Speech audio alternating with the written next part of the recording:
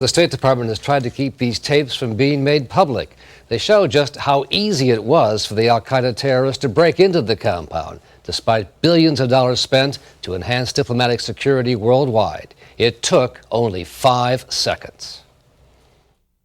The assault in Jeddah began at 11:16 in the morning on a day when the U.S. compound was supposed to be at a critical threat level. A U.S. government consulate vehicle pulls up to a side gate and waits for 2 security barriers to be opened.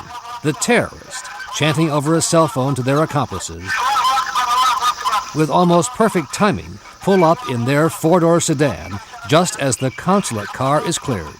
Obviously, they've done a surveillance detection on this facility. We showed the tape to former State Department Security Officer Tony Diebler. So they knew exactly how long it would take for the barrier to go down? Yes, yes. The terrorist car is blocked, but they exit on foot and open fire.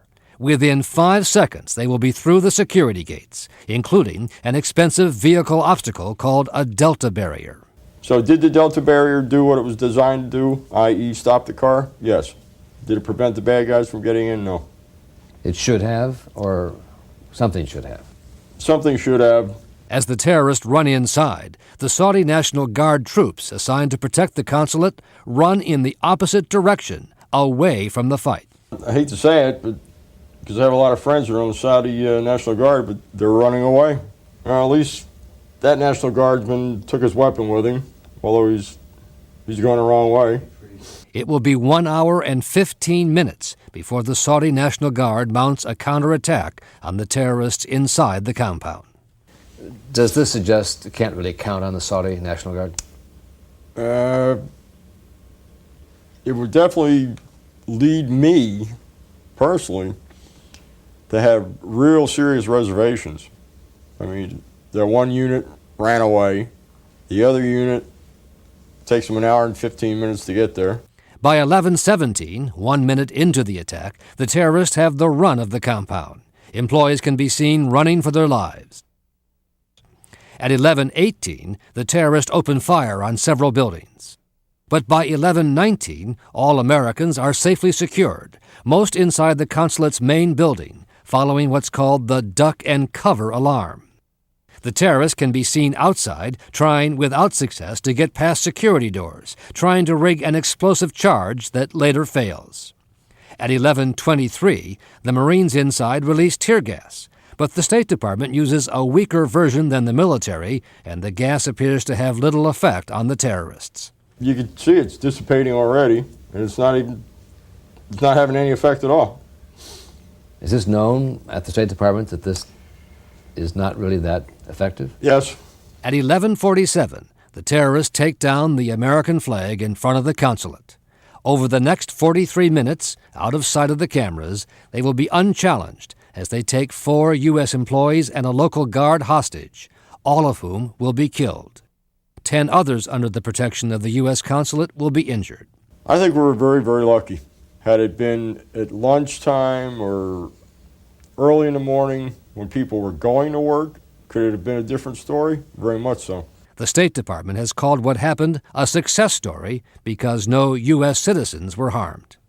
When U.S. government employees are killed on embassy grounds or on consulate grounds, that's a failure, no matter how you look at it. Finally, at 12:30, Saudi police enter through the compound's Alpha Gate. 1 terrorist is shot dead trying to run away. 3 others were reported killed in a gun battle. The people in charge begin their own bureaucratic version of duck and cover, trying to avoid blame. The State Department should have been on alert, should have been on high security standards in Jeddah. And the fact that they weren't? The fact that they weren't means that someone wasn't doing their job. A secret State Department review of the incident, obtained by ABC News, found that while security measures met standards, they were inadequate to stop the terrorists. The implications of that are pretty serious because it means the worldwide standards being used to secure our hundreds of diplomatic installations aren't good enough. But at the State Department today, a spokesman praised the efforts during last year's attacks. It was thanks to the courage, the bravery, and the quick thinking of our American and local staff that those terrorists were either killed or captured and that they were not able to penetrate the consulate building. The secret State Department review concluded no one breached his or her duty, but noted leadership problems in Jeddah and found that officials in charge of security received little support from the Consul General. The Consul General, Gina Abercrombie Winstanley, is no longer posted in Saudi Arabia. She declined to speak about the incident in an appearance last week in Cleveland. The secret review also found a widespread negative perception among the consulate staff of the Consul General's degree of concern for security. No surprise to former State Department security officer Tony Diebler. He says over his 27 years of service worldwide, where he often faced armed attackers, including this incident in Liberia, he repeatedly found ambassadors and other senior diplomats giving short shrift to security concerns. The man that broke me in when I first joined diplomatic security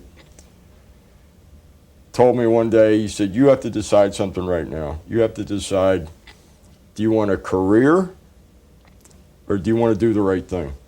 So to challenge the ambassador on security Is is the not kiss of really, death. that's the kiss of death. Yes. Since 1998, more than 260 people have died in terrorist attacks on U.S. diplomatic facilities. The State Department's focus on security usually lasts a few months after a facility has been attacked, and then they go back to making waivers and allowing facilities to be built which are inherently not secure. U.S. officials said today they've made a number of improvements at Jeddah since last year's attacks.